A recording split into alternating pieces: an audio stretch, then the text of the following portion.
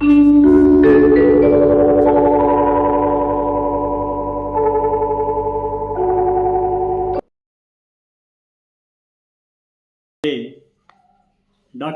ಜೆ.ಎಚ್. ಲಕ್ಕಪ್ಪಗೌಡರು ಬರೆದ ಆಳವಾಗಿ ಅಧ್ಯಯನ ಮಾಡಿ ಅಂಬೇಡ್ಕರ್ ಅವರನ್ನು ಬರೆದ ದಲಿತ ಸೂರ್ಯ 7 ಆವೃತ್ತಿಯನ್ನು ಕಂಡಿದೆ. ಸ್ವತಂತ್ರ ಭಾರತದ ರೂಪರೇಷೆಗಳನ್ನು, ಅದರ ಆಡಳಿತ ವಿಧಾನವನ್ನು, ಸ್ವತಂತ್ರ ಭಾರತದ ರೂಪರೇಷೆಗಳನ್ನು, ಅದರ ಆಡಳಿತ ವಿಧಾನವನ್ನು, ಜನತೆಯ ಹಕ್ಕು ಬಾಧ್ಯತೆಗಳನ್ನು, ಅವರ ಆಶೋತ್ತರಗಳನ್ನು ನಿರ್ಧರಿಸುವುದಕ್ಕಾಗಿ ಡಾಕ್ಟರ್ ರಾಜೇಂದ್ರ ಪ್ರಸಾದ್ ಅವರ ಅಧ್ಯಕ್ಷತೆಯಲ್ಲಿ, ಇವರೇ ಮೊದಲನೇ ರಾಷ್ಟ್ರಪತಿ ರಾಜೇಂದ್ರ ಪ್ರಸಾದ್ ಅವರ ಅಧ್ಯಕ್ಷತೆಯಲ್ಲಿ ಸಂವಿಧಾನ ರಚನಾ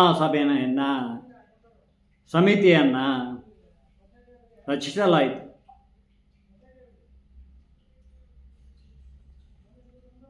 ಇದರಲ್ಲಿ ಒಂದುಗೂಡಿದ್ದ ಮಹಾಪರಿಣಿತರಲ್ಲಿ ಅಂಬೇಡ್ಕರ್ ಒಬ್ಬರು. ಈ ಸಮಿತಿಯ ಮೊದಲ ಅಧಿವೇಶನ 1946 ಡಿಸೆಂಬರ್ 6ರಂದು ನಡೆಯಿತು.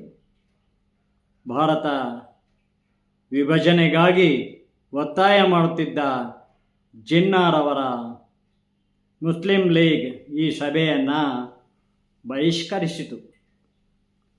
ಸ್ವತಂತ್ರ ಸಾರ್ವಭೌಮ ಗಣರಾಜ್ಯವಾಗಿ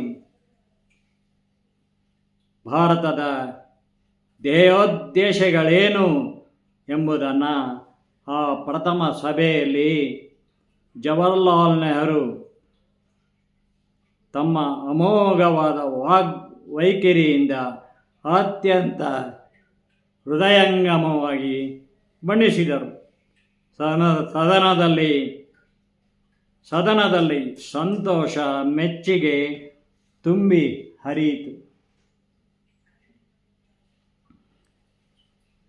ನೆಹರು ಸೂಚನೆಯನ್ನು ರಾಜಋಷಿ ತಾಂಡನ್ ಎನ್ನುವವರು ಸಂವಿಧಾನ ಸಮಿತಿಯಲ್ಲಿದ್ದವರು, ಅವರು ಅನುಮೋದಿಸಿದರು. ಆದರೆ ಭಾರತದ ಪ್ರತಿಭಾವಂತ ಕಾನೂನು ತಜ್ಞರಾದ ಜೈಕರ್ ಮುಸ್ಲಿಂ ಲೀಗ್ ಮತ್ತು ದೇಶೀಯ ಸಂಸ್ಥಾನಗಳ ಪ್ರತಿನಿಧಿಗಳು ಸಭೆಯಲ್ಲಿ ಭಾಗವಹಿಸುವವರೆಗೆ ನಿರ್ಣಯದ ಅನುಮೋದನೆಯನ್ನು ಮುಂದೂಡಬೇಕೆಂದು ಸೂಚನೆ ಮಂಡಿಸಿದರು. ಅದನ್ನು ಬೆಂಬಲಿಸಿ ಅಂಬೇಡ್ಕರ್ ಮಾಡಿದ ಭಾಷಣ ಅವರ ದೂರದೃಷ್ಟಿ ಹಾಗೂ ಉಜ್ವಲ ರಾಷ್ಟ್ರಪ್ರೇಮಗಳ ಪ್ರತೀಕವಾಗಿತ್ತು.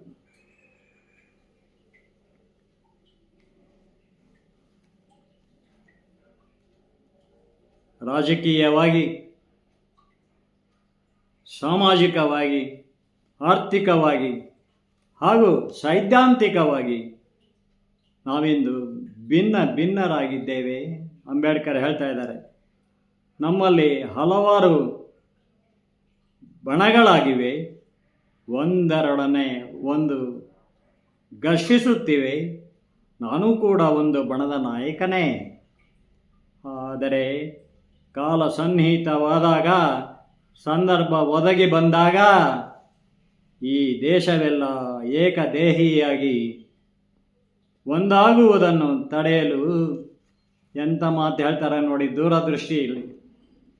ಆದರೆ ಕಾಲ ಸನ್ನಿಹಿತವಾದಾಗ, ಕಾಲವೇ ಉತ್ತರಿಸುತ್ತೆ, ಸನ್ನಿಹಿತವಾದಾಗ, ಸಂದರ್ಭ ಒದಗಿ ಬಂದಾಗ ಈ ದೇಶವೆಲ್ಲ ಏಕದೇಹಿಯಾಗಿ ಒಂದಾಗುವುದನ್ನು ಜಗತ್ತಿನ ಯಾವ ಶಕ್ತಿಯಿಂದಲೂ ತಡೆಯಲು ಸಾಧ್ಯವಾಗಲಾರದು ಎಂಬುದು ನನ್ನ ದೃಢ ನಂಬಿಕೆ ಅಂತ ಹೇಳ್ತಾರೆ. ಯಾವ ಕಾಲ ಬಂದಿದೆ ಈಗ? ಹಿಂದೂ ರಾಷ್ಟ್ರ ಆಗತಕ್ಕಂಥ ಕಾಲ ಬಂದಿದೆ. ಏಕದೇಹಿಯಾಗಿ ಈ ದೇಶ, ಭಾರತ ದೇಶ, ಇದನ್ನು ತಡೆಯಲು ಯಾವ ಜಗತ್ತಿನ ಯಾವ ಶಕ್ತಿಗೂ ಸಾಧ್ಯವಾಗಲಾರದು. ನಮ್ಮೊಳಗೆ ಇದ್ದಾರೆ ಶತ್ರುಗಳು, ಅವರಿಂದಲೂ ಖಂಡಿತ ಸಾಧ್ಯವಾಗಲಾರದು ಎನ್ನುವ ದೃಢ ನಂಬಿಕೆಯ ಮಾತನ್ನು, ದೂರದೃಷ್ಟಿಯ ಮಾತನ್ನು ಅಂಬೇಡ್ಕರ್ ಹೇಳ್ತಾರೆ. ಏಕದೇಹಿಯಾಗಿ ಅಂದರೆ ಹಿಂದೂ ರಾಷ್ಟ್ರವಾಗಿ ಅಂತ ನಾವು ಅರ್ಥ ಮಾಡ್ಕೊಳ್ಬೇಕು. ಆದರೆ ಯಾವುದಾದರೂ ರೀತಿಯಲ್ಲಿ ನಾವೆಲ್ಲ ಏಕ ಜನಾಂಗವಾಗುತ್ತೇವೆ ಎಂಬುದರಲ್ಲಿ ನನಗೆ ಸಂದೇಹವೇ ಇಲ್ಲ. ಯುನಿಟಿ ಇನ್ ಡೈವರ್ಸಿಟಿ, ವಿವಿಧತೆಯಲ್ಲಿ ಏಕತೆ. ಜಾತಿ ಜನಾಂಗ ಎಲ್ಲವನ್ನು ದೂರ ಬಿಟ್ಟು ಏನಾಗ್ತೀವಿ ನಾವು? ಒಂದಾಗ್ತೀವಿ. ನೂರಾರು ಪಂಥಗಳಿರ್ಬೋದು. ಈಗ ಎಡಪಂಥೀಯರು ಎಲ್ಲ ಪಂಥಗಳು, ಜಾತಿ ಪಂಥಗಳು, ಪಂಗಡಗಳು ಎಲ್ಲವೂ ರೀತಿಯಲ್ಲಿ ಏಕ ಜನಾಂಗವಾಗಿ ಒಂದಾಗುತ್ತೇವೆ ಎನ್ನುವ ಮಾತನ್ನು ಅಂಬೇಡ್ಕರ್ ಹೇಳ್ತಾರೆ. ಏಕದೇಹಿಯಾಗಿ ಇಡೀ ದೇಶ ಹಿಂದೂ ರಾಷ್ಟ್ರವಾಗಿ. ಈಗ ಏನಿದೆ ಪ್ರಚಲಿತ ಸಂಗತಿಯಲ್ಲಿ, ಹಿಂದೂ ರಾಷ್ಟ್ರವಾಗಿಬಿಟ್ರೆ ಮನುಸ್ಮೃತಿಯ ಸಂವಿಧಾನ ಬಂದ್ಬಿಡ್ತದೆ. ಎಲ್ಲಿದೆ ರೀ ಮನುಸ್ಮೃತಿ? ಮುಂದೆ ಕೇಳಿ. ಈ ಮುಸ್ಲಿಂ ಲೀಗ್ಗೂ ಕೂಡ ಒಂದಲ್ಲ ಒಂದು ದಿನ ಅರ್ಥವಾಗುತ್ತದೆ. ಈಗ ವಕ್ಫ್ ಅವರು ಕೂಡ ಅರ್ಥ ಮಾಡ್ಕೊಳ್ತಾ ಇದ್ದಾರೆ. ಈಗ ನಾವು ಈ ಜಲ, ಈ ನೀರು, ಈ ಉಸಿರು ಆಡ್ತಾ ಇರೋದು, ಬಳಸ್ತಾ ಇರೋದು, ಉಸಿರಾಡ್ತಾ ಇರೋದು ಈ ನದಿಯಲ್ಲಿ, ಉಸಿರಾಡ್ತಾ ಇರೋದು, ನೀರು ಕುಡಿತಾ ಇರೋದು ಈ ಜಲದಲ್ಲಿ, ಒಂದಾಗಿ ಬಾಳ್ತಾ ಇರೋದು ಹಿಂದೂ ಕ್ರೈಸ್ತರೊಂದಿಗೆ ಎಂದು ಮುಸ್ಲಿಮರು ತಿಳ್ಕೊಂಡಿದ್ದಾರೆ. ಅಕ್ಕಪಕ್ಕದ ನೆರೆಹೊರೆಯಲ್ಲಿ ಇದ್ದಾರೆ, ಅವರೆಲ್ಲ ಕೂಡ ಅರ್ಥ ಮಾಡ್ಕೊಂಡಿದ್ದಾರೆ. ಹಿಂದೂ ಧರ್ಮ ಸರ್ವ ಧರ್ಮ ಸಹಿಷ್ಣುತೆಯ ಧರ್ಮ ಅಂತ, ಯುನಿಟಿ ಇನ್ ಡೈವರ್ಸಿಟಿ ಎಂದು ಕ್ರೈಸ್ತರು ಅರ್ಥ ಮಾಡ್ಕೊಂಡಿದ್ದಾರೆ.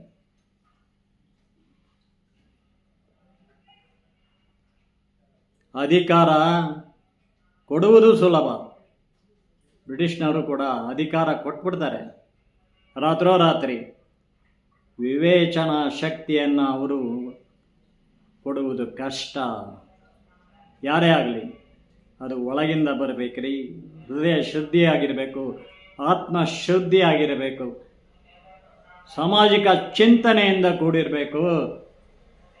ಸರ್ವ ಜನಾಂಗದ ತೋಟ ಇದು ಈ ಹಿಂದೂ ದೇಶ ಎಂಬುದು ಕುವೆಂಪು ಅವರ ಮಾತನ್ನು ನಾವು ನೆನೆಸ್ಕೊಳ್ಬೇಕು. ದೇಶದ ಎಲ್ಲ ಜನರನ್ನು ಏಕತೆಯ ದಾರಿಯಲ್ಲಿ ನಮ್ಮೊಡನೆ ಕರೆದೊಯ್ಯುವ ವಿವೇಚನಾ ಶಕ್ತಿಯನ್ನು ನಾವು ಹೊಂದಿದ್ದೇವೆ ಎಂಬುದನ್ನು ಸಾಧಿಸಿ ತೋರಿಸೋಣ ಎನ್ನುವ ಮಾತನ್ನು ಅಂಬೇಡ್ಕರ್ ಅವಾಗ ಹೇಳ್ತಾರೆ. ಎಲ್ಲ ಅಂಬೇಡ್ಕರ್ ಬಗ್ಗೆ ತಿರುಚಿ ಮಾತನಾಡ್ತಾರೆ. ಅಂಬೇಡ್ಕರರ ಅಪೂರ್ವ ಭಾಷಣ ಕಲೆ, ವಿಚಾರ ಲಹರಿ, ಸಂಕುಚಿತ ಭಾವವನ್ನು ಕಿತ್ತೊಗೆದು ಹರಿದ ದೇಶ ಪ್ರೇಮ ಅವರ ಕಡುವೈರಿಗಳಾದ, ಯಾರು ಕಡುವೈರಿಗಳಾದವರು ಕಾಂಗ್ರೆಸ್ಸಿಗರು ಹರ್ಷೋದ್ಗಾರ ಮಾಡುವಂತೆ ಮಾಡಿತು.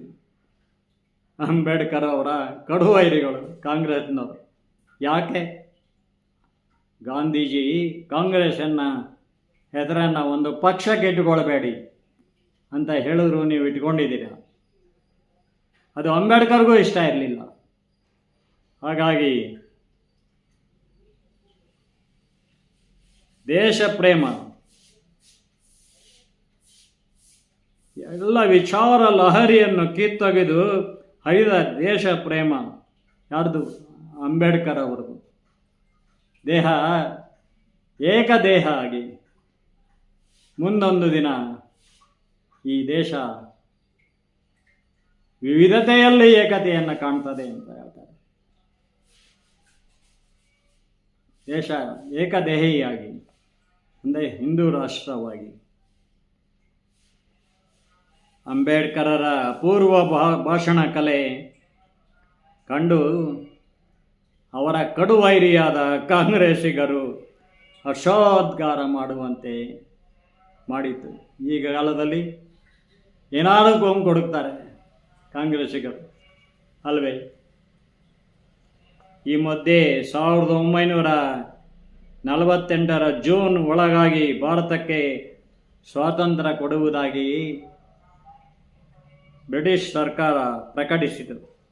ಸಂವಿಧಾನದ ಬಗ್ಗೆ ತನ್ನ ದೃಷ್ಟಿಕೋನವನ್ನು ರಚನಾ ಸಮಿತಿಯ ಮುಂದೆ ಇರಿಸಲು ಇದು ಸಕಾಲವೆಂದು ಅಂಬೇಡ್ಕರ್ 1947 ಮಾರ್ಚ್ನಲ್ಲಿ ಒಂದು ಜ್ಞಾಪನಾ ಪತ್ರವನ್ನು ತಯಾರಿಸಿ ಸಭೆಯ ಮುಂದಿರಿಸಿದರು.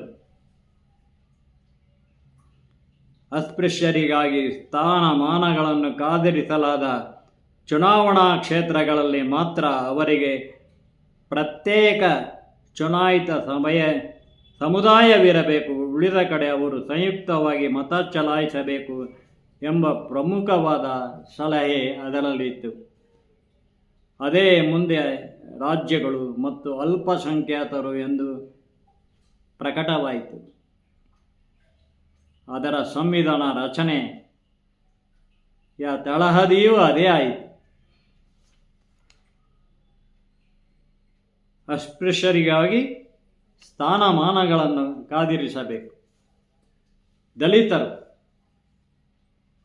ಮೀಸಲಾತಿ ಎಷ್ಟೇ ಹೇಳ್ತಾರೆ ಅಂಬೇಡ್ಕರ್, 10 ವರ್ಷ ಅಷ್ಟೇ ಮೀಸಲಾತಿ ಅಂತ.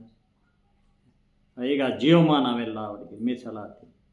ಅವರೇಜ್ ನಂಬರ್ ತೆಗೆದುಕೊಂಡು ಪಾಸ್ ಆಗಿಬಿಟ್ರೆ ಸಾಕು. ಪ್ರಮೋಷನ್ ಆಗಿ ಬಂದು ಆಫೀಸರ್ ಆಗಿ, GMಗಳಾಗಿ, ಡೆಪ್ಟಿ GMಗಳಾಗಿ, GMಗಳಾಗಿ ಬಂದು ಕೂತು ಬಿಡ್ತಾರೆ ಆಫೀಸಲ್ಲಿ. ಅದೇನು ನೀವೇ ಓದಿ ಹೇಳಿ ಅಂದ್ಬಿಡ್ತಾರೆ ಕೈ ಕೆಳಗಿನ ಸೂಪರ್ಡೆಂಟ್ಗಳಿಗೆ, ಕ್ಲರ್ಕ್ಗಳಿಗೆ. ಅವರನ್ನು ಬುದ್ಧಿವಂತರು ಅವರಲ್ಲೂ ಇದ್ದಾರೆ. ಅವರನ್ನು ಏನು ಮಾಡ್ತಾ ಇದ್ದಾರೆ? ಅವರು ಸೋಮಾರಿಗಳನ್ನಾಗಿ ಮಾಡ್ತಾ ಇದ್ದಾರೆ. ಅಧ್ಯಯನ ಮಾರ್ಕ್ಸ್ ಸಿದ್ಧಾಂತವೇ ಮದ್ದು ಎಂದು ನಾವು ತಿಳಿದಿದ್ದೇವೆ. ಆದರೆ ಅದು ನಮಗೆ ಮಾರಕವಾಗಬಾರದು, ಮಾರ್ಗದರ್ಶಿಯಾಗಬೇಕು. ಮಾರ್ಕ್ಸ್ವಾದ ಅಂತಿರ್ತಾರೆ ಎಡಪಂಥೀಯರು. ಯಾವುದು ಒಳ್ಳೆಯದಿದೆಯೋ ಎಲ್ಲ ಕಡೆಯಿಂದ ಬರಲಿ ಅನ್ನುವ ಭಾವನೆ ಅಂಬೇಡ್ಕರಲ್ಲಿತ್ತು. ಅದನ್ನು ನಮ್ಮ ಸಂವಿಧಾನದಲ್ಲಿ ನಾವು ಅಳವಡಿಸಬೇಕು. ಒಳ್ಳೆಯದನ್ನು, ಸರ್ವಧರ್ಮ ಸಹಿಷ್ಣುತೆಯನ್ನು, ದೇಶ ಎಲ್ಲವನ್ನೂ ಒಳಗೊಂಡು ಏಕದೇಹಿಯಾಗಿ, ಅಂದರೆ ಈಗ ಮುಂದಿನ ಪರಿಕಲ್ಪನೆಯೇ ಅದು, ಹಿಂದೂ ರಾಷ್ಟ್ರದ ಆಗಿ ಮುಂದುವರಿಯಬೇಕು ಎಂಬುದಾಗಿ ಅವರ ದೂರದೃಷ್ಟಿ ಇತ್ತು.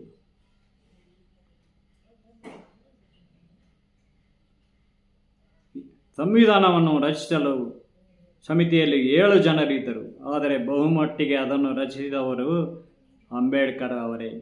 ಅವರು ಸರಿಯಾಗಿ ಬರ್ತಾ ಇರಲಿಲ್ಲ, ಎಲ್ಲ ಗೈರು ಹಾಜರಾಗ್ತಾಯಿದ್ದರು. ಅಂಬೇಡ್ಕರ್ ಒಬ್ಬರೇ ಅವರ ಕಾರ್ಯದರ್ಶಿಯೊಡನೆ ಕಾರ್ಯಮಗ್ನರಾಗುತ್ತಿದ್ದರು. 16 ದೇಶಗಳ ಸಂವಿಧಾನವನ್ನು ಅಭ್ಯಾಸ ಮಾಡಿ ಭಾರತದ ಸ್ಥಿತಿಗತಿಗಳಿಗೆ ಅನುಗುಣವಾದ, ಸಂಸ್ಕೃತಿಗೆ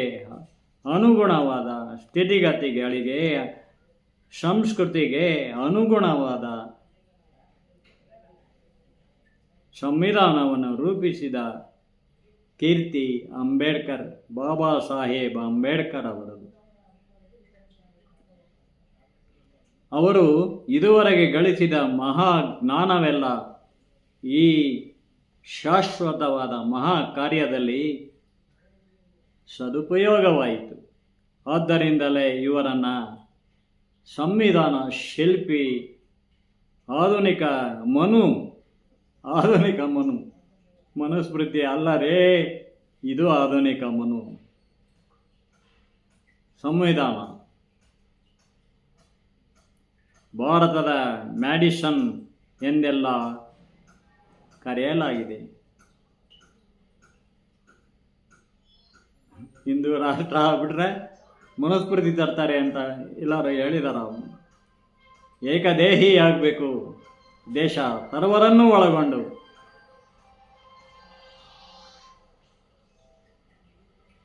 ಸರ್ವ ಜನಾಂಗದ ಜಾತಿ ಜನ ಕೋಮು ಸೌಹಾರ್ದತೆಯಲ್ಲಿ ಜಾತ್ಯತೀತವಾಗಿ ಆಗಬೇಕು ಎನ್ನುವುದು ಅಂಬೇಡ್ಕರ್ ಅವರ ದೂರದೃಷ್ಟಿಯಾಗಿತ್ತು, ಅವರ ಒತ್ತಾಸೆಯಾಗಿತ್ತು.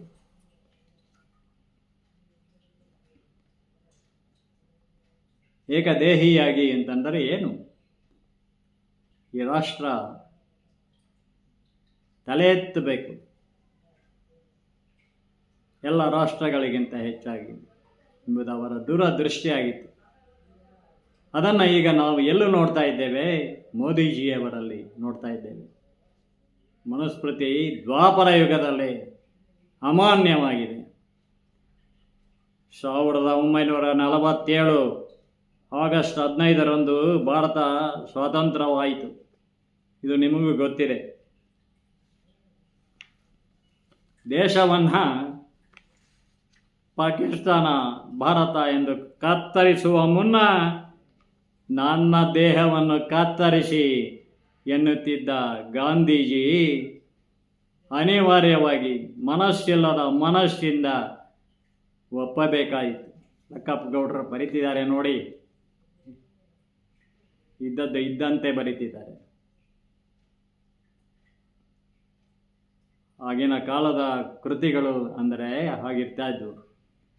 ಈಗ ಪ್ರಕಟಣೆಗೆ ಬರ್ತಾ ಇರ್ತಕ್ಕಂಥ ಪುಸ್ತಕಗಳಲ್ಲಿ ಏನೋ ಬಹಳ ಓದ್ಕೊಂಡ್ಬಿಟ್ಟಿದ್ದಾರೆ, ಡಾಕ್ಟರೇಟ್ ತೊಗೊಂಡ್ಬಿಟ್ಟಿದ್ದಾರೆ. ಅಂದರೆ ಅವರು ಎಷ್ಟು ಮಟ್ಟಿಗೆ ವಸ್ತುನಿಷ್ಠೆಯಿಂದ ಬರೆದಿದ್ದಾರೆ, ಸಾಮಾಜಿಕ ಚಿಂತನೆಯಿಂದ ಬರೆದಿದ್ದಾರೆ, ಸಮಾಜಕ್ಕೆ ದೇಶಕ್ಕೆ ಎಷ್ಟು ನಿಷ್ಠೆಯಿಂದ ಬರೆದಿದ್ದಾರೆ, ಜಾತಿ ಜನಾಂಗವನ್ನು ಬಿಟ್ಟು ಎಂಬುದು ಬಹಳ ಮುಖ್ಯವಾಗ್ತದೆ. ಅಥವಾ ಪೂರ್ವಾಗ್ರಹ ಪೀಡಿತರಾಗಿ ತಮ್ಮ ದೃಷ್ಟಿಕೋನವನ್ನು ಅದರಲ್ಲಿ ಹಾಕಿದ್ದಾರೆ. ದೇಹವನ್ನು ಕತ್ತರಿಸಿ ಎನ್ನುತ್ತಿದ್ದ ಗಾಂಧೀಜಿ ಅನಿವಾರ್ಯವಾಗಿ ಮನಸ್ಸಿಲ್ಲದ ಮನಸ್ಸಿನಿಂದ ಪಾಕಿಸ್ತಾನ ಭಾರತ ಎಂಬುದಕ್ಕೆ ಒಪ್ಪಬೇಕಾಯಿತು.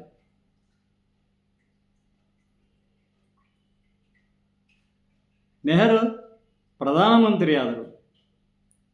ಗಣರಾಜ್ಯವನ್ನಾಗಿ ಮಾಡಿದ ವಲ್ಲಭಾಯಿ ಪಟೇಲ್ ಎಷ್ಟು ಕಷ್ಟಪಟ್ಟಿರಬೇಕು. ಎಲ್ಲ ಸಣ್ಣ ಸಣ್ಣ ರಾಜ್ಯಗಳಾಗಿ ಅಲ್ಲೆಲ್ಲ ರಾಜರುಗಳಿದ್ದರು. ಅವರ ಮನವೊಲಿಸಿ ಎಷ್ಟು ಕಷ್ಟ ಇದೆ. ದೇಶದಾದ್ಯಂತ ಸಂಚರಿಸಿ ಉಕ್ಕಿನ ಮನುಷ್ಯ ಅಂತಾರೆ ಅವರನ್ನು. ಅವರು ಪ್ರಧಾನಮಂತ್ರಿ ಆಗಬೇಕಾಯಿತು. ಆದರೆ ಚಳುವಳಿಗೆ, ಸ್ವಾತಂತ್ರ್ಯ ಚಳುವಳಿಗೆ ಇದು ತೆರೆದಿಟ್ಟ ಸತ್ಯ. ನೆರವು ನೀಡಿದ ಶ್ರೀಮಂತ ಮನೆತನದ ಮೋತಿಲಾಲ್ ನೆಹರು ಅವರ ಮನೆ, ಜವಾಹರ್ಲಾಲ್ ನೆಹರು ಅವರ ತಂದೆ. ಹಾಗಾಗಿ ನೆಹರು ಪ್ರಧಾನಮಂತ್ರಿಯಾದರು. ಕಾಂಗ್ರೆಸ್ ದೇಶದ ಒಂದು ಪಕ್ಷಕ್ಕೆ ಇಟ್ಕೊಳ್ಬೇಡಿ ಅಂತ ಗಾಂಧೀಜಿ ಹೇಳಿದ್ರಿಂದ ಅದನ್ನು ಅನುಮೋದಿಸುತ್ತಾ ಇದ್ದಂಥ ಅಂಬೇಡ್ಕರ್ ಕಾಂಗ್ರೆಸ್ಸಿಗೆ ಸೇರೋದಿಲ್ಲ. ಮಾತ್ರವಲ್ಲ, ಕಾಂಗ್ರೆಸ್ಸಿನ ಹಲವು ಧೋರಣೆಗಳಿಗೆ ಅವರ ಪ್ರಬಲ ವಿರೋಧವಿತ್ತು ಹೇಳ್ತಾ ಇದ್ದಾರೆ ಲಕ್ಕಪ್ಪಗೌಡರು. ಆದರೂ ಕಾನೂನು ಮಂತ್ರಿ ಪದವಿಯನ್ನು ಒಪ್ಪಿಕೊಳ್ಳಲು ನೆಹರು ಅವರನ್ನು ಒತ್ತಾಯಿಸಿದರು. ತುಂಬ ಒತ್ತಾಯ ಮಾಡಿ ಆಹ್ವಾನಿಸ್ತಾರೆ. ಇದು ಅಂಬೇಡ್ಕರರ ಬುದ್ಧಿಮತ್ತೆ ಹಾಗೂ ಅವರ ದಕ್ಷತೆಗೆ ನೆಹರು ಅವರು ನೀಡಿದ ಆಹ್ವಾನವಾಗಿತ್ತು. ಸೂರ್ಯ ತೇಜವನ್ನು ಮರೆಮಾಡುವುದು ಸಾಧ್ಯವೇ? ಭಾರತದಲ್ಲಿ ಅತ್ಯಂತ ಹೀನಾವಸ್ಥೆಗೆ ಗುರಿಯಾಗಿದ್ದ ಅಸ್ಪೃಶ್ಯ ವರ್ಗದವರೊಬ್ಬರು ಕೇಂದ್ರ ಸರ್ಕಾರದ ಮಂತ್ರಿಯಾದುದು ಸ್ವತಂತ್ರ ಭಾರತದ ಪ್ರಗತಿಪರ ದೃಷ್ಟಿಯ ಸಂಕೇತವೂ ಆಗಿತ್ತು ಆ ಕಾಲದಲ್ಲಿ. ಅಂತೆಯೇ ದಲಿತ ವಿಜಯದ ನಾಂದಿಯೂ ಆಗಿತ್ತು. ರಾಷ್ಟ್ರ ವಿಭಜನೆಯಿಂದಾಗಿ ಅಪಾರ ಹಾನಿಯಾಯಿತು ಭಾರತಕ್ಕೆ. ಮತೀಯ ಕಲಹ ಭುಗಿಲೆದ್ದು ನಿರಪರಾಧಿಗಳಾದ ಸಹಸ್ರಾರು ಹಿಂದೂಗಳು ಹಾಗೂ ಮುಸ್ಲಿಮರ ಕೊಲೆಯಾಯಿತು. ಗಾಂಧೀಜಿಗೆ ಹಾಗೂ ವಲ್ಲಭಾಯ್ ಪಟೇಲ್ ಅವರಿಗೆ ಮತ್ತಿತರರಿಗೆ ಬಾಲಗಂಗಾಧರ ತಿಲಕ್ ಹಾಗೂ ಆ ಕಾಲದಲ್ಲಿ ಜನಸಂಘ RSS ಅವರಿಗೆ ಎಷ್ಟು ನೋವುಂಟಾಗಿರ್ಬೋದು ಅಲ್ಲವೇ? ಪಾಕಿಸ್ತಾನದಲ್ಲಂತೂ ಹಿಂದೂಗಳ ಬೇಟೆ ಆಡಿದರು ಬರೀತಾರೆ ಲೆಕ್ಕಪ್ಪಗೌಡರು. ಇದರಿಂದ ದುಃಖಿತರಾದ ಅಂಬೇಡ್ಕರ್ ಪಾಕಿಸ್ತಾನವನ್ನು ಖಂಡಿಸಿ ಪತ್ರ ಬರೆದು ಹಿಂದೂಗಳನ್ನು ಭಾರತಕ್ಕೆ ಕ್ಷೇಮವಾಗಿ ಕಳಿಸಬೇಕೆಂದು ಕೋರಿದರು. ಹೈದರಾಬಾದಿನಲ್ಲೂ ಇದೇ ಸ್ಥಿತಿ.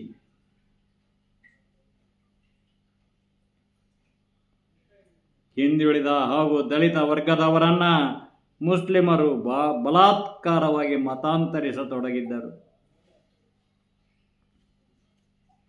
ಅವರನ್ನು ಹಿಂದಿನಂತೆಯೇ ಸೋದರ ಭಾವನೆಯಿಂದ ನೋಡಿಕೊಳ್ಳುವ ಭಾಷೆ ಕೊಡುತ್ತೇವೆ ಎಂದು ಅವರಿಗೆ ಭರವಸೆ ನೀಡಿ ಅಂಬೇಡ್ಕರ್ ಹಿಂದೂಗಳನ್ನು ಬಹಳಷ್ಟು ಜನ ಹಿಂದೂಗಳನ್ನು ಕರೆಸ್ಕೊಳ್ತಾರೆ. ಹೈದರಾಬಾದಿನಲ್ಲಿ ನವಾಬರನ್ನು ಬೆಂಬಲಿಸಿದ್ದ ಹಿಂದೂಗಳಿಗೆ ನೀವು ನಿಜಾಮನ ಪಕ್ಷ ವಹಿಸಬೇಡಿ, ಅವರು ನಮ್ಮ ಭಾರತದ ಶತ್ರುಗಳೆಂದು ನೆನಪಿರಲಿ ಎಂದು ಎಚ್ಚರಿಸಿದರು. ಅಂಬೇಡ್ಕರ್ ಕಾನೂನು ಮಂತ್ರಿಯಾಗಿ ತುಂಬ ಪೂರ್ಣವಾದ ಕೆಲಸವನ್ನು ಮಾಡಿದ್ದಾರೆ. ದಲಿತರ ಹಾಗೂ ಕಾರ್ಮಿಕರ ಹಿತಾಸಕ್ತಿಗಳನ್ನು ಕಾಪಾಡುವ ಹಲವು ಕಾರ್ಯಕ್ರಮಗಳು ಇವರ ಕಾಲದಲ್ಲಿಯೇ ಜಾರಿಗೆ ಬಂದವು. ಹಿಂದೂ ಧರ್ಮಕ್ಕೆ ಸಂಬಂಧಿಸಿದ ನ್ಯಾಯ ಪದ್ಧತಿಯಲ್ಲಿ ಇವರು ಮಾಡಿದ ಸುಧಾರಣೆಗಳು ತಾತ್ಕಾಲಿಕವಾಗಿ ಅನೇಕ ಸಂಪ್ರದಾಯಸ್ಥ ಹಿಂದೂಗಳ ಆಕ್ಷೇಪಣೆಗೆ ಗುರಿಯಾದರೂ ಆಗ ಬಹಳಷ್ಟು ಮಡಿವಂತಿಕೆ ಇತ್ತು ಹಿಂದೂಗಳಲ್ಲಿ, ಬ್ರಾಹ್ಮಣರಲ್ಲಿ. ಅವ್ರದೇ ಒಂದು ಸಂಪ್ರದಾಯ ಅಂತ ತಿಳ್ಕೊಂಡ್ಬಿಟ್ಟಿದ್ದಾರೆ. ಎಲ್ಲಿದ್ದಾರೆ ಈಗ? ದಲಿತರೆಲ್ಲ ಪೂಜಾರಿಗಳಾಗಿದ್ದಾರೆ. ಈಗ ರಾಮಾನುಜಾಚಾರ್ಯರ ಕಾಲದಲ್ಲೇ ಅದನ್ನು ಜಾರಿಗೆ ತಂದಿದ್ದಾರೆ. ಈಗ ಎಷ್ಟೋ ದೇವಸ್ಥಾನಗಳಲ್ಲಿ ದಲಿತರು ಪೂಜೆ ಮಾಡ್ತಾರೆ, ಪುರೋಹಿತರಾಗಿ, ಅರ್ಚಕರಾಗಿ.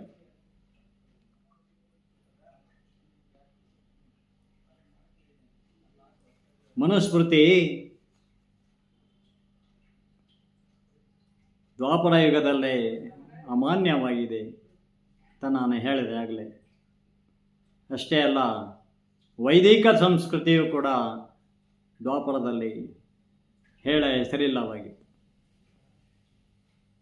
ಪುರಾಣ ಯುಗ ಆರಂಭವಾಗಿತ್ತು ಆಗಲೇ.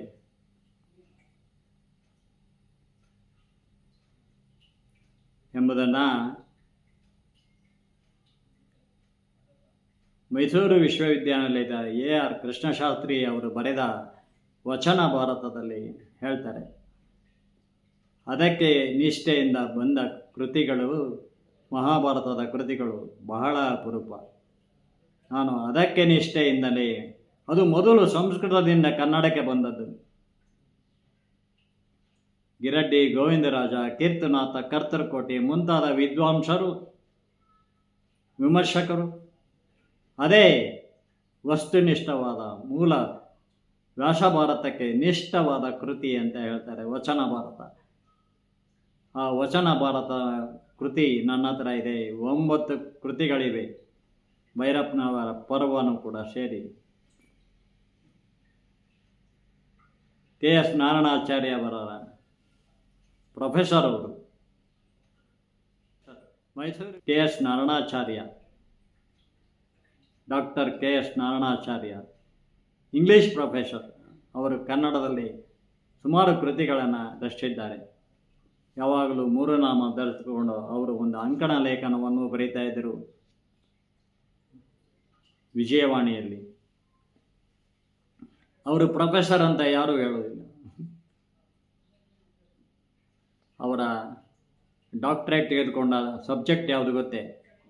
ಟಿ.ಎಸ್. ಎಲಿಯಟ್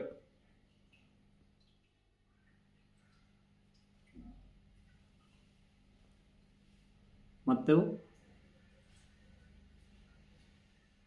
ಕೀಟ್ಸ್ ಇವರ ಮೇಲೆ ಭಾರತದ ತತ್ವಶಾಸ್ತ್ರದ ಪ್ರಭಾವ, ತತ್ವಾದರ್ಶಗಳ ಪ್ರಭಾವ ಎಂಬುದು ಅವರ PhD. ಅದರ ಮೇಲೆ ಅವರು ಸಂಶೋಧನೆ ಮಾಡಿ PhDಯನ್ನು ತೆಗೆದುಕೊಂಡಿದ್ದಾರೆ.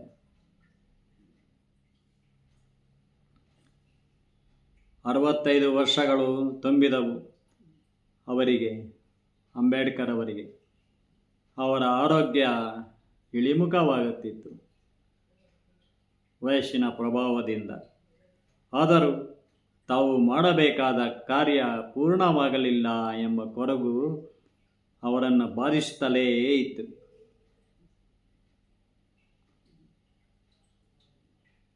ಅವರ ಮನಸ್ಸು ಬೌದ್ಧ ಧರ್ಮದ ಕಡೆಗೆ ಹರಿಯಿತು. ಅಸ್ಪೃಶ್ಯತೆ ಸಂಪೂರ್ಣವಾಗಿ ನಾಶವಾಗಲಿಲ್ಲ ಆ ಕಾಲದಲ್ಲಿ. ದ್ವಾಪರ ಯುಗದಲ್ಲೂ ಕೂಡ ಇಲ್ಲದೆ ಇರೋ ಅಸ್ಪೃಶ್ಯತೆ ಇದ್ದಕ್ಕಿದ್ದಂಗೆ ತಲೆ ಎತ್ತಬಿಡ್ತು. ಯಾವಾಗ ಮೀಸಲಾತಿ ಆಯ್ತವ ಆಗ ನಾವೇನು ಮಾಡಿದ್ರು ನಡೆಯುತ್ತೆ. ಅದರ ದುರುಪಯೋಗ ಪಡಿಸ್ಕೊಂಡು ಈಗ ಅವರನ್ನು ಮುಟ್ಟಿದ್ರೆ ಸಾಕು ಏನಾಗ್ತದೆ. ಅಟ್ರಾಸಿಟಿ ಕೇಸ್ ಅಂತ ಬೇರೆ ಬಂದಿದೆ. ಈ ಅಟ್ರಾಸಿಟಿ ಕೇಸಿಂದ ಅವರಿನ್ನೂ ಅಸ್ಪೃಶ್ಯರಾಗ್ಬಿಟ್ರು. ಏನು ಸರ್ ಅವ್ರು ಲೇಟಾಗಿ ಬರ್ತಾ ಇದ್ದಾರೆ, 11 ಗಂಟೆಗೆ ಬರ್ತಾರೆ, ನಾನು 10 ಗಂಟೆ 10 ನಿಮಿಷ 15 ನಿಮಿಷ ಲೇಟಾಗಿ ಬಂದರೆ ಹಿಂಗೆ ಅಂತಿರಲ್ಲ. ನೋಡಿ ಇವರೇ ಶಿವರಾಮ್, ಅವರನ್ನು ನಾವು ಮುಟ್ಟುವ ಹಾಗಿಲ್ಲ, ನಿಮಗೆ ಗೊತ್ತಲ್ಲವೋ ಅಂತಾರೆ ನಮ್ಮ ಅಕೌಂಟ್ಸ್ ಆಫೀಸರ್. ಇದು ನನ್ನ ಅನುಭವ. ಅಟ್ರಾಸಿಟಿ ಕೇಸ್ ಇದು ಅವರಲ್ಲೇ ಬುದ್ಧಿವಂತರು, ವಿದ್ಯಾವಂತರು, ಡಾಕ್ಟರೇಟ್ ತೆಗೆದುಕೊಂಡವರು, ದೊಡ್ಡ ದೊಡ್ಡ ಸ್ಥಾನಗಳಲ್ಲಿ ಇರ್ತಕ್ಕಂಥವರು ಬುದ್ಧಿವಂತರಿದ್ದಾರೆ, ಓದಿದ್ದಾರೆ. ಅವರು ತುಂಬ ವ್ಯಥೆ ಪಡ್ತಾರೆ. ನಮ್ಮನ್ನು ದಡ್ಡರ ಗುಂಪಿಗೆ ಸೇರಿಸ್ಬಿಡ್ತಾರಲ್ಲ, ನಮಗೆ ಬೇಕಿತ್ತೇ ಈ ಮೀಸಲಾತಿ ಎಂದು ಚಿಂತಿಸ್ತಾರೆ.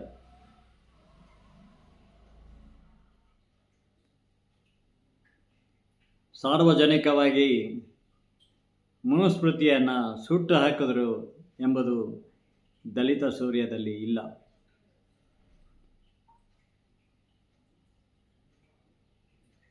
ಅದು ಎಷ್ಟರ ಮಟ್ಟಿಗೆ ನಿಜವೋ ಏನೋ. ಹಾಗಾಗಿ ಲಕ್ಕಪ್ಪಗೌಡರು ಕೂಡ ಅದನ್ನು ಉಲ್ಲೇಖ ಮಾಡಿಲ್ಲ. ದ್ವಾಪರ ಯುಗದಲ್ಲಿ ಹೇಗಿತ್ತು? ಧರ್ಮಶಾಸ್ತ್ರಗಳೆಲ್ಲ ರಾಜಶಾಸನಗಳಲ್ಲೇ ಇದ್ದವು. ಧರ್ಮಶಾಸ್ತ್ರಗಳೆಲ್ಲ ರಾಜಶಾಸನಗಳಲ್ಲೇ ಇದ್ದವು. ಆಧ್ಯಾತ್ಮಿಕ ಶಕ್ತಿಯೇ ವ್ಯಷ್ಟಿ ಸಮಷ್ಟಿಯನ್ನು ಆಳುತ್ತಿದ್ದ ಕಾಲ ದ್ವಾಪರ ಯುಗ. ವ್ಯಷ್ಟಿ ಎಂದರೇನು? ಬಿಡಿ ಬಿಡಿಯಾಗಿ ನಾವು ರಾಜ್ಯಗಳನ್ನು ನೋಡುವುದು ಹಾಗೆ. ಸಮಷ್ಟಿ ಅಂದರೆ ಒಟ್ಟಾರೆ ಕೂಡಿಸಿ ಇಡೀ ಭಾರತವನ್ನು ನೋಡಿದ ಹಾಗೆ. ಯಾವ ಶಕ್ತಿ ಆಳ್ತಾ ಇತ್ತು? ಆಧ್ಯಾತ್ಮಿಕ ಶಕ್ತಿಯೇ ಆಳ್ತಾ ಇತ್ತು ವ್ಯಷ್ಟಿ ಸಮಷ್ಟಿಯನ್ನು.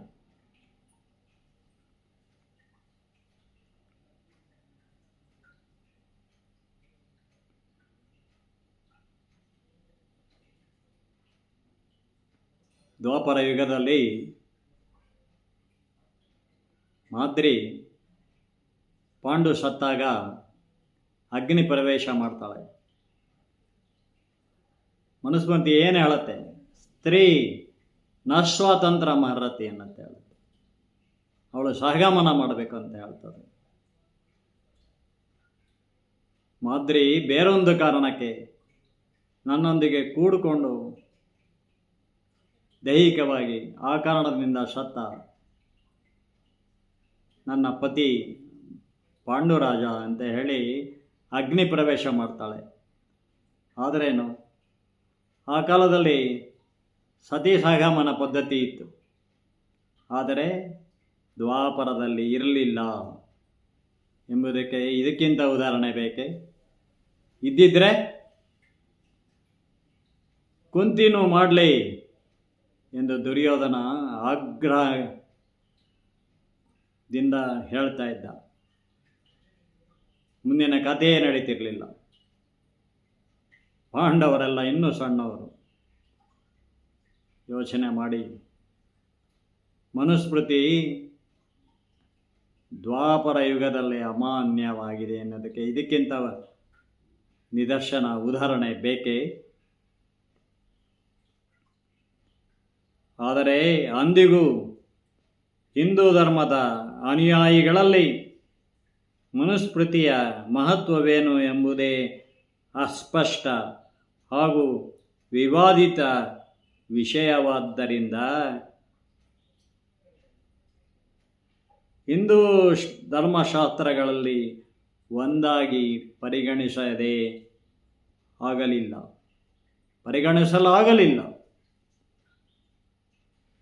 ಹಳ್ಳಿಗಾಡುಗಳಿಂದ ಹೊರಕ್ಕೆ ಅದಕ್ಕೆ ಧಾರ್ಮಿಕ ಮಹತ್ವವೂ ಇಲ್ಲವಾದುದರಿಂದ, ಹಾಗಾಗಿ ದಲಿತ ಸೂರ್ಯ ಕೃತಿಯಲ್ಲೂ ಕೂಡ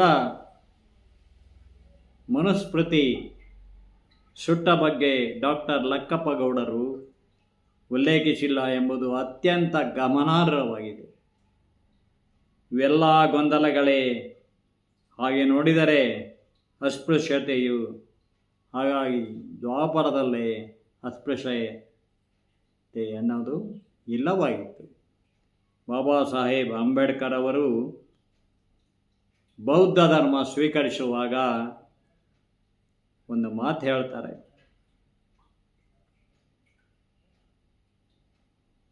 ನಾನು ಬೌದ್ಧ ಧರ್ಮ ಸ್ವೀಕರಿಸಿದ್ದೇನೆ, ಈ ಅಸ್ಪೃಶ್ಯತೆಯ ಪಿಡುಗನ್ನು ನಿವಾರಿಸೋಕ್ಕೆ ನನ್ನಿಂದ ಆಗಲಿಲ್ಲ ಅಂತ, ಬೌದ್ಧ ಧರ್ಮನ ಸ್ವೀಕರಿಸ್ತೀನಿ ನಾನು ಅಂತ ಏನೋ ಅವರಿಗೆ ಒಂದು ಒತ್ತಾಸೆ ಬಂದು, ಅದು ಅವರ ಕೊನೆಗಾಲದಲ್ಲಿ ಸ್ವೀಕರಿಸುವಾಗ ಲಕ್ಷಾಂತರ ಜನ ಅವರೊಂದಿಗೆ ಬೌದ್ಧ ಧರ್ಮ ಸ್ವೀಕರಿಸ್ತಾರೆ. ಅದನ್ನು ಅಂಬೇಡ್ಕರ್ ಊಹಿಸಿರಲಿಲ್ಲ. ನನ್ನೊಂದಿಗೆ ಲಕ್ಷಾಂತರ ಜನ ಬೌದ್ಧ ಧರ್ಮ ಸ್ವೀಕರಿಸ್ಬಿಟ್ರಲ್ಲ ಅಂತ ತುಂಬ ನೊಂದ್ಕೊಳ್ತಾರೆ. ಇದರಿಂದ ನಾನು ಹುಟ್ಟಿ ಬೆಳೆದ ಹಿಂದೂ ಧರ್ಮೀಯರಿಗೆ ನೋವುಂಟಾಗಿದೆ, ಅವರಿಗೆ ಕ್ಷಮೆಗೇಳಲೂ ಆಗಲಾರದ ಸಂದಿಗ್ಧ ಸ್ಥಿತಿಯಲ್ಲಿ ನಾನಿದ್ದೇನೆ ಎನ್ನುತ್ತಾರೆ ಅಂಬೇಡ್ಕರ್. ಬಹಳ ಗಮನಾರ್ಹವಾದ ಮಾತು. ಡಾಕ್ಟರ್ JH ಲಕ್ಕಪ್ಪಗೌಡ ಅವರ ದಲಿತ ಸೂರ್ಯದಲ್ಲಿ ಇದು ಉಲ್ಲೇಖಿಸಿದ್ದಾರೆ. ಹಾಗಾಗಿ ಮಹಾಭಾರತ ಕಾಲದಲ್ಲೇ ಮನುಸ್ಮೃತಿ ಅಮಾನ್ಯವಾಗಿದೆ. ಧರ್ಮಶಾಸ್ತ್ರಗಳೆಲ್ಲ ರಾಜಶಾಸನಗಳಲ್ಲಿದ್ದವು.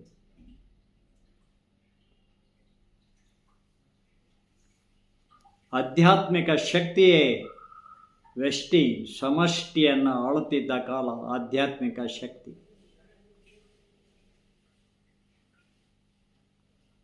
ಅಂಥ ಕಾಲ ಅದು. ಆ ಕಾಲದಲ್ಲಿ ಮನುಸ್ಮೃತಿ ಎಲ್ಲಿತ್ತು? ಇರಲಿಲ್ಲ. ವೈದಿಕ ಸಂಸ್ಕೃತಿನೂ ಇರಲಿಲ್ಲ. ಅಮ್ಮ ದ್ರೌಪದಿ ಮಾನಭಂಗ ಪ್ರಕರಣದಲ್ಲಿ ಭೀಷ್ಮ ಹೇಳುವ ಮಾತು, ಈಗಾಗಲೇ ಕಲಿಯುಗ ಕಾಲಿಟ್ಟಿದೆ ಅಮ್ಮ, ಧರ್ಮ ಬಲಿಷ್ಠನಾದವನ ಕಡೆಗೆ ಇರುತ್ತೆ, ನಾನೇನು ಹೇಳಲಾರೆ ಅಮ್ಮ ಅಂತ ತಲೆ ತಗ್ಗಿಸಿ ಬಿಡ್ತಾನೆ. ಪುರಾಣಗಳಲ್ಲಿ ಪುರಾಣವನ್ನು ಪುರಾಣವಾಗಿ ನೋಡಬೇಕು, ಚರಿತ್ರೆಯಾಗಿ ನೋಡುವುದಲ್ಲ. ಕೀರ್ತನಾಥ ಕರ್ತಕೋಟಿಯವರೇ ಹೇಳ್ತಾರೆ, ಚರಿತ್ರೆಗಿಂತಲೂ ಪುರಾಣ ಬಹಳ ಹಿಂದಿನದು. ಸತ್ಯಂ ಬ್ರೂಯಾತ್ ಪ್ರಿಯಂ ಬ್ರೂಯಾತ್. ಸತ್ಯವನ್ನು ಎಷ್ಟು ಮೃದುವಾಗಿ ಹೇಳಿದರೂ ಕೂಡ ಸತ್ಯನ ಪ್ರಿಯವಾಗಿ ಹೇಳಬೇಕಂತೆ. ಎಷ್ಟೇ ಪ್ರಿಯವಾಗಿ ಹೇಳಿದರೂ ಅದು ಸತ್ಯವೇ ಕಠೋರವಾಗಿರುತ್ತದೆ, ಕರ್ಣ ಕಠೋರವಾಗಿರುತ್ತದೆ. ಆದ್ದರಿಂದ ಯೋಚನೆ ಮಾಡಿ.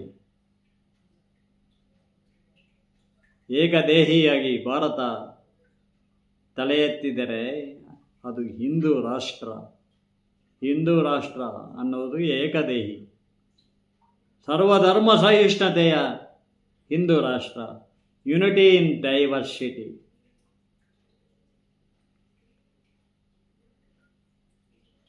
ಮನುಸ್ಮೃತಿಯ ಸಂವಿಧಾನ ಬರೋದಿಲ್ಲ ಅದು.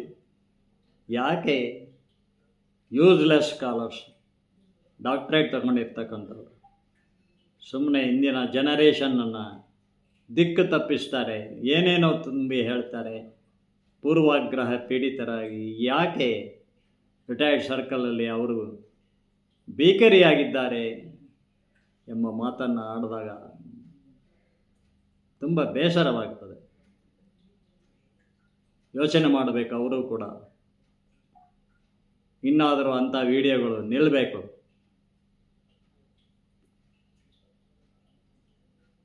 ಹಿಂದೂ ರಾಷ್ಟ್ರ ಆಗಿಬಿಟ್ರೆ ದಲಿತರನ್ನೆಲ್ಲ ಮೀಸಲಾತಿ ತೆಗೆದು ಬಿಡ್ತಾರೆ. ದಲಿತರಿಗೆ ಓಟಿನ ಹಕ್ಕೇ ಇರೋದಿಲ್ಲ, ಹಂಗನೂ ಮಾಡಿಬಿಡ್ತಾರೆ, ಬಾಯಿಗೆ ಬಂದಂಗೆ ಹೇಳ್ತಾರೆ.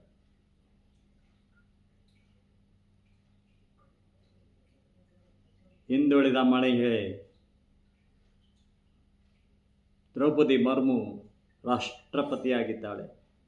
ಕೆಳವರ್ಗದಿಂದ ಬಂದ ಮೋದಿ ಪ್ರಧಾನಿಯಾಗಿದ್ದಾರೆ. ದೇಶಭಕ್ತಿ, ದೈವಭಕ್ತಿ ಬೇರೆ ಬೇರೆ ಎಲ್ಲ ಎರಡೂ ಒಂದೇ. ರಾಜಯೋಗಿಯಾಗಿದ್ದಾರೆ ಮೋದಿ, ಅವರನ್ನು ಆಡ್ಕೊಳ್ತಾರೆ.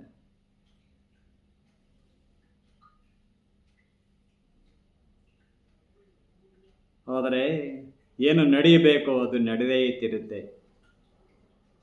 ಹಿಂದೂ ಧರ್ಮದ ಪವಿತ್ರ ಗ್ರಂಥವೇ ಭಗವದ್ಗೀತೆ. ನಾನಾ ವಿಜ್ಞಾನಮಿದಮಂ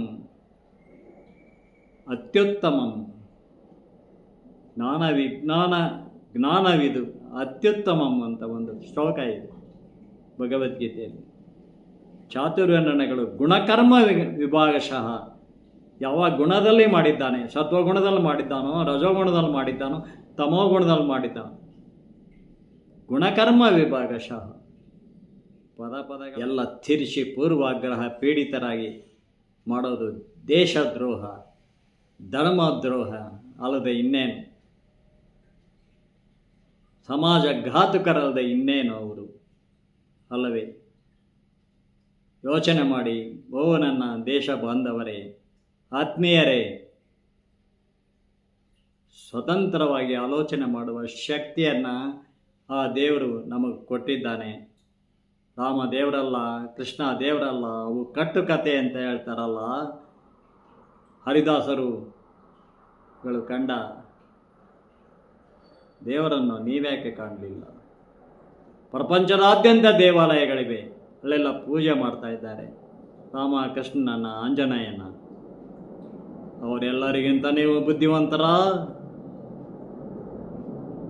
ಅವರು ಕಂಡ ದೇವರನ್ನು ನೀವು ಕಾಣಲಿಲ್ಲ ಅಂದರೆ ಕಲಿಯುಗ 4 ಪಾದಗಳಲ್ಲಿ ಮುಗಿಯುತ್ತೆ. ಈಗ ಎಷ್ಟನೇ ಪಾದದಲ್ಲಿದೆಯೋ? ಇಲ್ಲಿ ಎಷ್ಟು ಉಚ್ಚ ಸಂಸ್ಕೃತಿಯೋ ಭಾರತದಲ್ಲಿ ಅಷ್ಟೇ ನೀಚ ಸಂಸ್ಕೃತಿ ಇದೆ. ಎಲ್ಲಿ ಒಳಗಡೆ ಹೋದರೆ ಭಾರತೀಯರಿಗೆ ಎಷ್ಟು ಗೌರವ ಇದೆಯೋ, ಇಲ್ಲಿ ಒಳಗಡೆ ನಾವು ನೋಡಿದರೆ ನಮ್ಮೊಳಗೆ ಶತ್ರುಗಳಿದ್ದಾರೆ, ಹಿತಶತ್ರುಗಳು ಭಾರತಕ್ಕೆ. ಅವ್ರು ಏನೇ ತಿಪ್ಪರ್ಲಾಗ ಹಾಕಿದ್ರು ಕೂಡ ಹಿಂದೂ ರಾಷ್ಟ್ರವಾಗುವುದು ಯಾರೂ ತಪ್ಪಿಸೋಕ್ಕಾಗಲ್ಲ. ಹೀಗಾಗುವುದು ಒಳ್ಳೆಯದಕ್ಕೆ, ಮುಂದಾಗುವುದು ಒಳ್ಳೆಯದಕ್ಕೆ ಅಂತ ಕೃಷ್ಣ ಹೇಳ್ತಾನೆ. ಹಿಂದೂಗಳೆಲ್ಲ ಜಾಗೃತರಾಗ್ತಾ ಇದ್ದಾರೆ. ಅವರ ಸ್ವಾಭಿಮಾನವನ್ನು ಕೆರಳಿಸ್ತಾ ಇದ್ದಾರೆ ಅಲ್ಲವೇ? ಸ್ವತಂತ್ರವಾದ ವಿಚಾರ ಶಕ್ತಿಯನ್ನು ನಮಗೆ ಕೊಟ್ಟಿದ್ದಾನೆ ದೇವರು.